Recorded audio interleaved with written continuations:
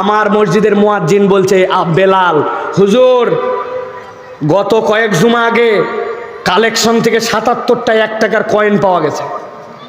আমি বললাম অনেক মুসল্লি আছে 20 টাকার কয়েন নিয়ে আসে 20টা ঢুকাইছে। বলছে হ্যাঁ 20 টাকার 20টা কয়েন নিয়ে এসে 20 টাকা দিবে এরকম কোনো মুসল্লি নাই হুজুর, আমাকে আন্দাজি বুঝায়েন না আপনি।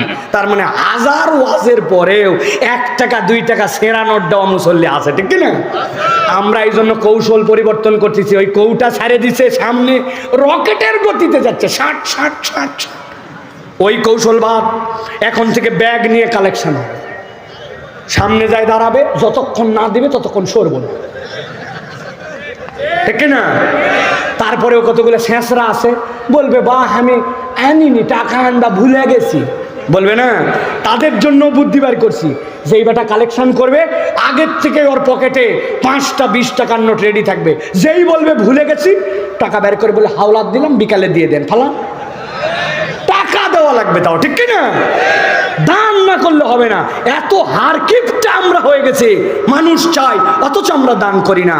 আপনি জেনে রাখবেন, ওয়াম্মা সাইলা ফালা তানহার, আপনার কাছে যে যা চাবে আপনি ক্ষুদ্র মতো দিবেন। অনেক সময় ওয়াজ করি, কাম করে খেতে পারিস না, শরীর ভালো, আপনি এটা কাম দেন। আপনি 2 টাকা দিলে তো আপনার হিসাব চুকে গেল। আপনি কাম দিতে পারেন না, তার জন্য কর্মসংস্থানে ব্যবহার করতে পারেন না।